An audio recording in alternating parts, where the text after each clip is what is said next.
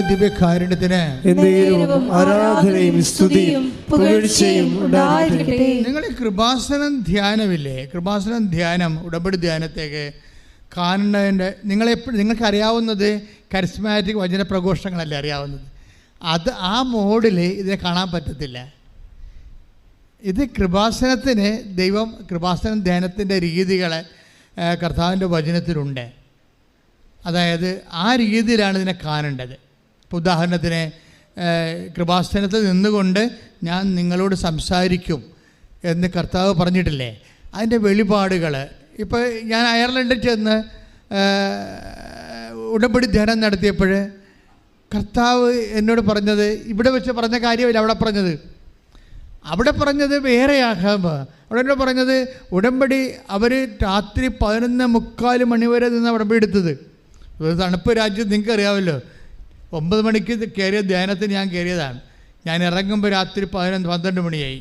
ആ 11:45 മണി വരെ ആൾക്കാർ ക്യൂ നിന്ന് ഉടമ്പടി എടുക്കുകയാണ്. അതൊക്കെ അവർക്ക് കിട്ടിയ ഒരു അവസരം അവർ ത്യാഗം അനുഭവിച്ച് അത് വളരെ വിശ്വസ്തയോടെ. എന്നാൽ പൊടിക്കുഞ്ഞുങ്ങളും 2 വയസ്സുള്ള കുഞ്ഞുങ്ങളൊക്കെ ആയിട്ടാണ് ഈ കുടുംബം മുഴുവൻ വന്നത്. നമ്മുടെ ഇവിടെ പോലെ വീട്ടിലെ ആളായിട്ടിട്ട് പോരാൻ പറ്റത്തില്ല. അതുകൊണ്ട് വരുമ്പോൾ 2 വയസ്സുള്ള കുഞ്ഞ്, 3 വയസ്സുള്ള കുഞ്ഞ്, 4 വയസ്സുള്ള കുഞ്ഞുങ്ങളൊക്കെ ആയിട്ട്. പക്ഷേ ആ കുഞ്ഞുങ്ങളാരും നിലവിളിക്കണില്ല. നിങ്ങളിപ്പോൾ ഇവിടെ കുഞ്ഞിനെ കൊണ്ടുപോകുന്ന കാറ് കൂവി നാളെ വെച്ച് കൃപാസനം അത് മലത്തിൽ കിട്ടും. അതെന്ത് സംഭവം എന്നറിയത്തില്ല. അവിടുത്തെ കുഞ്ഞുങ്ങൾക്ക് അത് നിലവിളിയില്ല. അത് ട്രെയിൻഡാണ് ശരിക്കും, വേറെ രീതിയിലാണ്. ഈ എനിക്കപ്പോൾ മനസ്സിലായി നിലവിളിപ്പിക്കാതെ കുഞ്ഞുങ്ങളെ വളർത്താൻ പറ്റുമോ എന്ന് എനിക്ക് മനസ്സിലായി. അയർലൻഡിൽ ചെന്നപ്പോൾ ഒരു കുഞ്ഞ്, ഞാൻ 200 കുഞ്ഞുങ്ങളുള്ള ഒരു ധ്യാനത്തിൽ ചെന്ന്, ഞങ്ങളുടെ താഴത്തെ നിലയിൽ ഞാൻ നടത്തുന്ന ധ്യാനം. അതുപോലെ തന്നെ അവിടെ ഒരു 1400 പേരുണ്ട്, 1200 പേരുണ്ട്. അത് കഴിഞ്ഞപ്പോൾ അച്ഛൻ എന്നെ മോളിൽ വിളിച്ചുകൊണ്ട് പോയി. ഇതിൻ്റെ ഭാഗമായിട്ട് കുഞ്ഞുങ്ങൾക്ക് ധ്യാനമുണ്ട്. അവിടെ കണ്ടപ്പോൾ ഞാൻ ഞെട്ടിപ്പോയി. 2 വയസ്സുള്ള കുഞ്ഞുങ്ങൾ എന്നെ കാണുമ്പോൾ ടാറ്റ പറഞ്ഞ് ചിരിച്ചുകൊണ്ട് എന്നെ ആദ്യം കാണുകയാണേ. ഇന്ത്യയിലെ കുഞ്ഞുങ്ങൾ എന്നെ കണ്ടാൽ നിലവിളിക്കും. അപ്പോൾ തന്നെ ഞാൻ തന്നെ ഓർത്ത് എന്ത് പരിപാടിയാണിത്. കുഞ്ഞുങ്ങളൊക്കെ ഏതാണ്ട് ഞാൻ വർഷങ്ങളോളം അവരുടെ വീട്ടിൽ താമസിച്ച പോലെ എന്നിട്ട് കഴിഞ്ഞപ്പോൾ ടാറ്റ പറഞ്ഞ് പ്രൈസ് ജീസസ്. 3 വയസ്സുകാരുണ്ട്, 4 വയസ്സ്, 5 വയസ്സുകാരൊക്കെ ഉണ്ട്. ഏറ്റവും കൂടിയ കൊച്ചിന് വേണ്ട ഒരു 7 വയസ്സേ കാണത്തുള്ളൂ. 7 വയസ്സ് കാണത്തില്ല, അത്രയുള്ള 300 കുഞ്ഞുങ്ങളെ.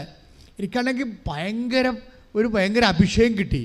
കരുതുകളെല്ലാം കണ്ടപ്പോഴേ മറ്റൊരു രാജ്യത്താണ് അവർ ജീവിക്കണമെങ്കിലും അവർ 2 വയസ്സുള്ള കുഞ്ഞുങ്ങളെ അവരെ വിശ്വാസത്തിലാണ് വളർത്തുന്നത്. അത് നമ്മൾ പഠിക്കേണ്ട ഒരു സംഭവമാണ്. മലയാളി ഇവിടുന്ന് ചെല്ലുമ്പോൾ, മലയാളി തന്നെയല്ലേ, നമ്മളെ 2 വയസ്സുള്ള കുഞ്ഞുങ്ങളെ ആരെങ്കിലും ഏൽപ്പിച്ചിട്ട് കുഞ്ഞിനെ കൊണ്ട് ഇപ്പോൾ പള്ളി വരാൻ നമുക്കെന്ത് പാടാ. പക്ഷേ എനിക്ക് തോന്നുന്നു ഈ 2 വയസ്സ് തൊട്ട് കൊടുത്ത് തന്നെ കുഞ്ഞുങ്ങൾക്ക് വിശ്വാസം കൊടുക്കണമെന്ന് തോന്നണം. കാര്യം അങ്ങനെ കൊടുത്ത വിശ്വാസം ഒരിക്കലും നമുക്ക് പോകത്തില്ല. നിങ്ങൾ കുറച്ച് കഴിയുമ്പോൾ നമ്മളെ കുഞ്ഞുങ്ങളൊന്ന് മുതിർന്നിട്ട് വിശ്വാസം കൊടുക്കാമെന്ന് പറഞ്ഞാൽ ചിലപ്പോൾ കുഞ്ഞുങ്ങൾ വിശ്വാസം സ്വീകരിച്ചെന്ന് വരും, അല്ലേ? അപ്പം അതുകൊണ്ട് ഇപ്പം നമ്മൾ ഭക്ഷണം എങ്ങനെയാണ് കൊടുക്കണത്? എപ്പോഴും കുഞ്ഞിനെ ജനിക്കുമ്പോൾ തന്നെ ഭക്ഷണം കൊടുക്കത്തില്ലേ, അല്ലേ? മുലപ്പാൽ കൊടുക്കത്തില്ലേ? എന്നെ പറഞ്ഞാൽ അതുപോലെ തന്നെ വിശ്വാസം കൊടുക്കണം. ഞാനതൊക്കെ ഞാൻ ആദ്യമായിട്ട് കാണുന്ന ഒരു കാഴ്ചയത് കൊണ്ടാണ് എനിക്കത് വല്ലാതായിട്ട് തോന്നിപ്പോയി. ഭയങ്കര സന്തോഷം തോന്നി. കാര്യം 2 വയസ്സുകാർ, കറക്റ്റ് 2 വയസ്സേ ഉള്ളൂ, ഇത്രയേ ഉള്ള ആൾക്കാർ. പക്ഷേ ഈ ആൾക്കാർ എന്നെ കാണുമ്പോൾ ഇങ്ങനെ എല്ലാവരും കൂടി എഴുന്നേറ്റിട്ടേ, കാണാത്ത ഒരാളല്ലേ ഞാൻ കാണുന്നവർ, എന്നിട്ട് പോലും അവർ എനിക്ക് ടാറ്റയൊക്കെ തന്ന് പ്രൈസ് ജീസസൊക്കെ ഈ 3 വയസ്സോ 4 വയസ്സുള്ള ആൾക്കാരൊക്കെ പറയണേ. അപ്പം നമ്മൾ ട്രെയിൻ ചെയ്ത് കൊടുക്കണ പോലെ ഇരിക്കുമെന്ന് ഇപ്പോൾ മനസ്സിലായി. അതുപോലെ തന്നെ അവരുടെ വിശ്വാസ പരിശീലനം. കാര്യം അതൊക്കെ മുമ്പ് സംഭവം ഉണ്ടായി. എൻ്റെ ഇവിടുത്തെ പഴയ വികാരി ഫാദർ യേശുദാസ് എന്നോട് ഒന്ന് ചോദിച്ചു, അച്ഛാ ഞാനൊരു കുടുംബത്തെ കൊണ്ടുവന്നിട്ടുണ്ട്, അച്ഛനെ ഒന്ന് കാണാൻ പറ്റുമോ? ഞാൻ പറഞ്ഞ് ഉടമ്പടി എടുത്തിട്ട് 1 മാസം, 1 കൊല്ലവും 2 കൊല്ലവും 3 കൊല്ലവും ആയിട്ടുള്ളവർക്ക് ഇവരെ കാണാൻ നിൽക്കുകയാണ്. സീരിയസ്. അപ്പോൾ ഉടമ്പടി എടുക്കാത്തവരെ കാണുമ്പോൾ പ്രയാസമായിരിക്കുമെന്ന് ഞാൻ അവരെ പറഞ്ഞു വിട്ടു അച്ഛനോട്. പക്ഷേ അച്ഛൻ നമുക്ക് ഒരിക്കലും ഒഴിവാക്കാൻ പറ്റാത്ത അത്രയ്ക്ക് നല്ല വിശുദ്ധിയുള്ള, അത്രയും അടുപ്പമായിട്ടുള്ള കൃപാസന അടുപ്പമുള്ള അച്ഛനാണ്. എന്നിട്ടും എനിക്ക് ഉടമ്പടിയുടെ വിഷയമുള്ള കാരണം, ഉടമ്പടി ഞാൻ കാണിക്കുന്ന നീതിയല്ലല്ലോ.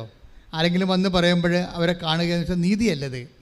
എന്നുവെച്ച് കഴിഞ്ഞാൽ ആരെന്തായാലും ഉടമ്പടി എടുത്ത 10,000 കണക്കിന് മനുഷ്യർ കാണേണ്ട ഒരു പോക്ക് പോലും കാണാൻ പറ്റാത്ത രീതിയിൽ നിൽക്കുമ്പോൾ അങ്ങനെ വരുമ്പോൾ എനിക്കത് എൻ്റെ മനസ്സനുഭവിച്ചില്ല. ഞാൻ അച്ഛനോട് പറഞ്ഞു യു അണ്ടർസ്റ്റാൻഡ് മീ എന്ന് പറഞ്ഞു വിട്ടു.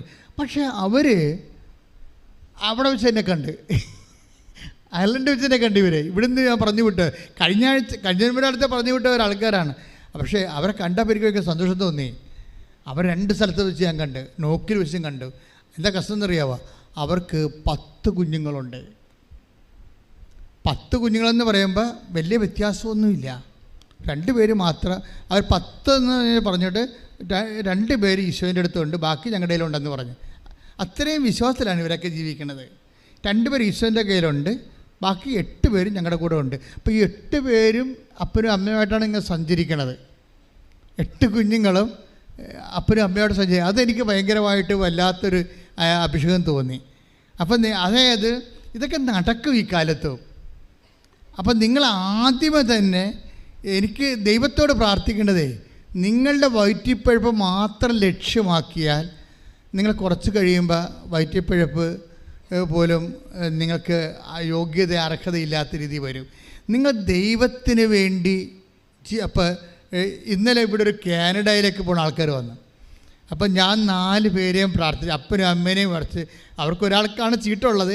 അപ്പോൾ അച്ഛൻ്റെ ബ്ലെസ്സിങ് കിട്ടുമെന്ന് അവർക്ക് ധൈര്യമുള്ളതുകൊണ്ട് അവർ 4 പേരും കൂടി കയറി നിന്ന്, അപ്പനും അമ്മയും 2 കുഞ്ഞുങ്ങളും.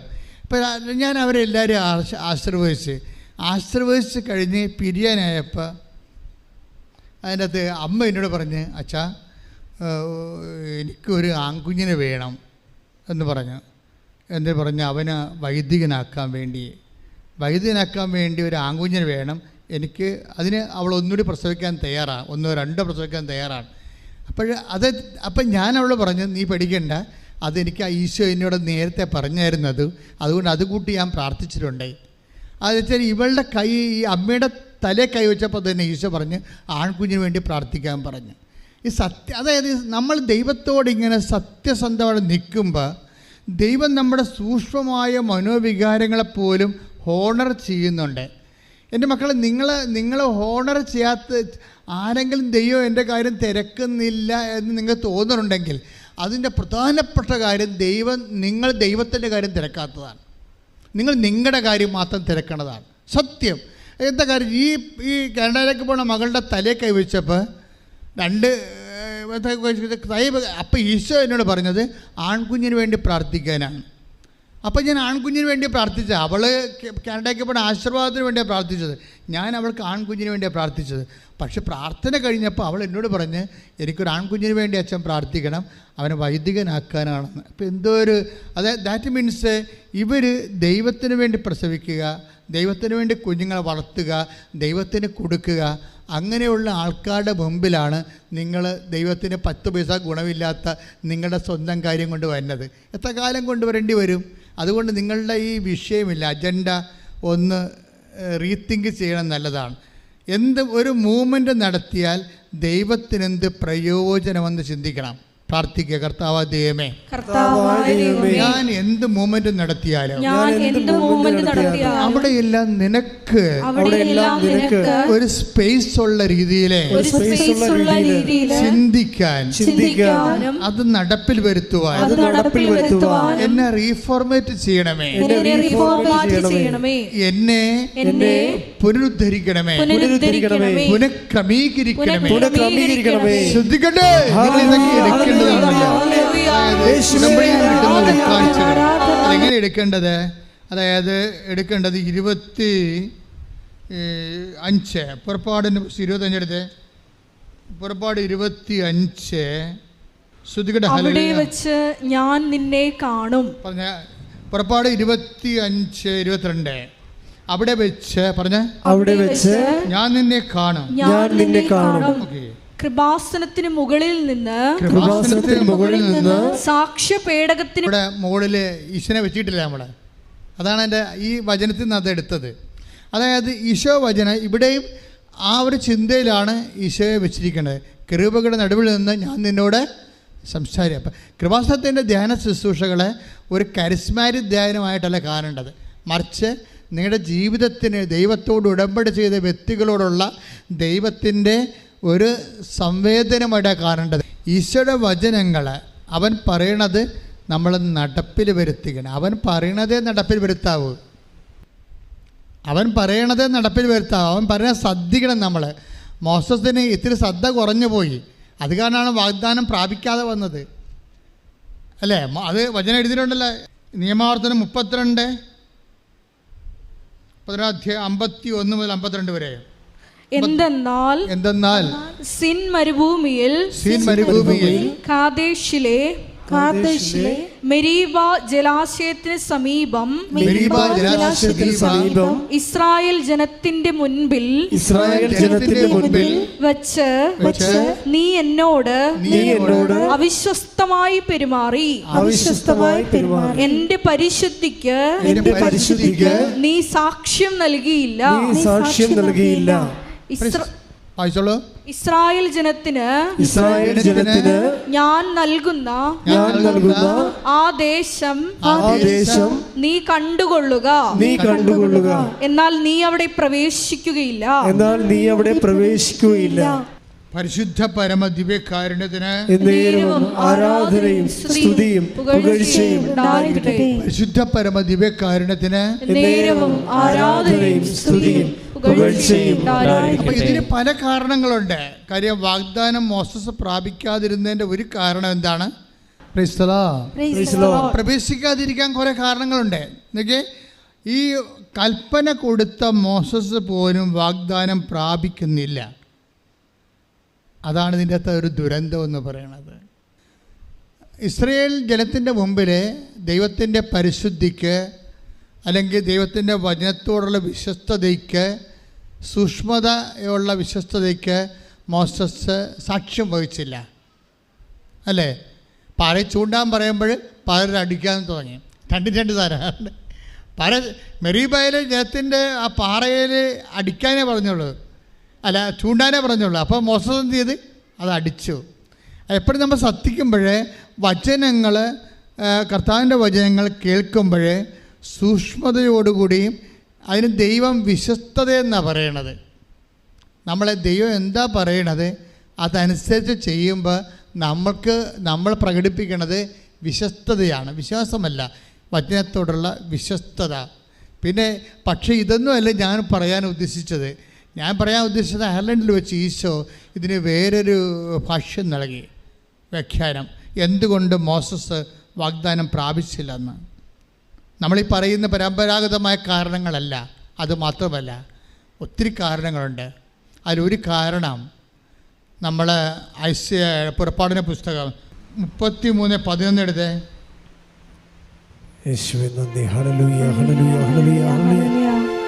പുറപ്പാട് 33:11.